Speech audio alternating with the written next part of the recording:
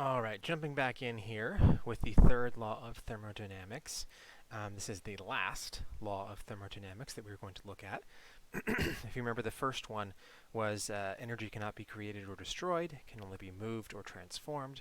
The second one was that for all spontaneous processes, the entropy of the universe increases. And the third law of thermodynamics has to do with entropy when you get to the absolute coldest temperature possible, and only theoretically possible at that.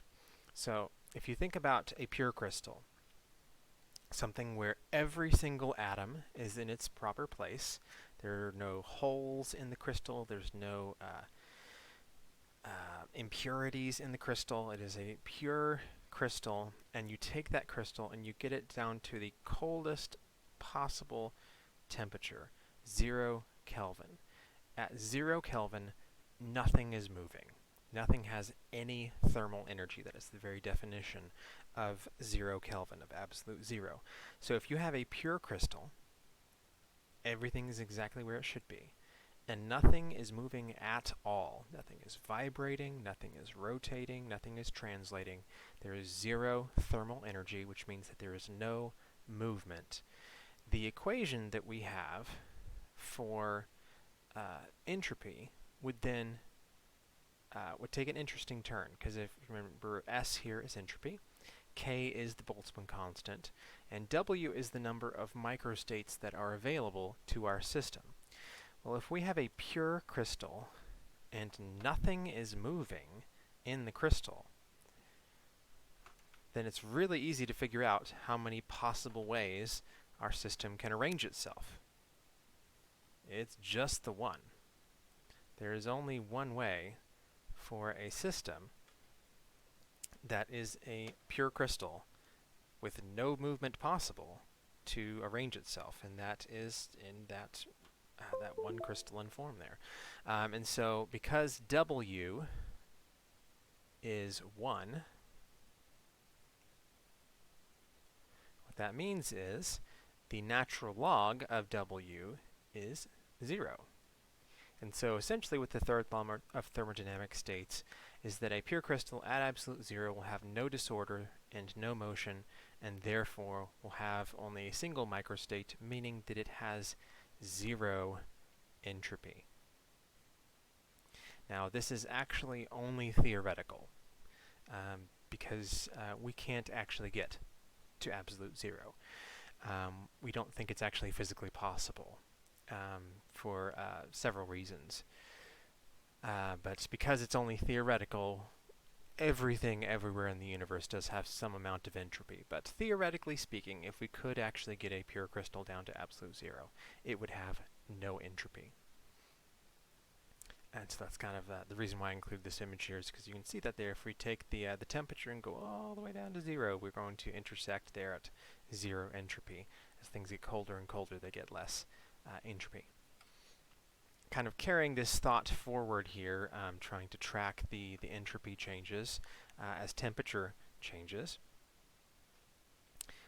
We can make plots similar to this one here that we're showing, and by carefully measuring the heat capacity of a substance as it varies with temperature, we can actually work out the absolute entropy at different temperatures.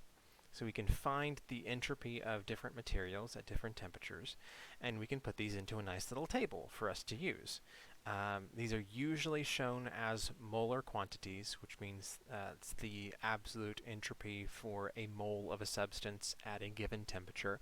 And for our purposes, that given temperature is always going to be 25 degrees C, because that's just what all of our tables are in, is 25 degrees C, or 298 Kelvin. And they're going to look something like this. And so this is a very simplified table here, a very condensed table. Most of the tables you find are going to have a lot more than just this, but you should be able to see some trends here that exist in these entropy values.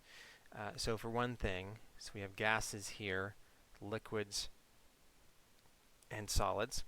Very similar to what we talked about earlier.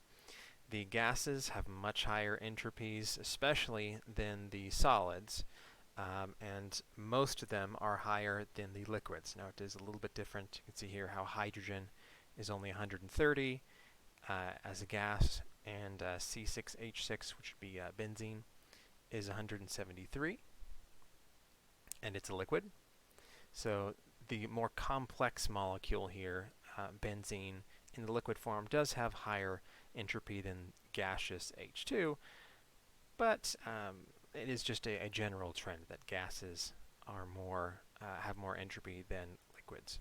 Argon, just again, not really a complicated gas either, and it's almost the same as liquid benzene. So in general, gases have higher entropy values than liquids, which have higher entropy values in general than solids. When we have these tables set up, usually these are going to be defined as happening in what we call a standard state. So the standard state for anything that we have in these tables is going to be, if we're talking about a gas, we are defining that the data for that table is for that gas at 1 atmosphere of pressure, and it is a pure gas. If it's a liquid or a solid, we say that those are pure liquids and solids in their most stable form at 1 atmosphere of pressure, and then at 25 degrees C, because again, that's just usually the temperature you do it at. Technically, you could have a table at a different temperature, but you'd be hard-pressed to find one, probably. Most people just do 25. And then if you have a solution, that solution at standard conditions is going to be 1 molar. So the data from those tables is for those materials under these standard states. And so if we look at some standard entropies for some different values, this is going to seem pretty familiar, because this is very, very similar to what we talked about earlier in the chapter. So again, standard entropies of gases are greater than liquids and solids. The standard molar entropies increase with molar mass, and they generally increase with the larger number of atoms in the formula substance. So you can see here how even with just a single particle, so there's not multiple particles in these examples here, just having a larger molar mass does increase the entropy. Helium and xenon, they're both just a single particle, but because the xenon is larger, it does have a larger molar entropy value. Similar type thing here with methane versus ethane versus propane. Not only are you getting larger molecules, but because there are more molecules more atoms in the molecules, there's more ways for them to rotate, vibrate, not really more ways for them to translate, but there's more modes of movement for the propane than there is for the methane, just because there's more atoms present. And so you can see here, as the molecule gets more complex, the entropy increases. And just like I said before, this is very similar to what we talked about earlier, just talking generally about entropy. Defining it in terms of a number of moles is not really going to change anything that we talked about before. Alright, so this is going to be a pretty short video because we're going to work a couple problems in the next one that do take a bit of time. So we're going to go ahead and call it there for this video, and I will see you in the next one where we will actually calculate some entropy changes for some reactions, and then some Gibbs free energy changes as well.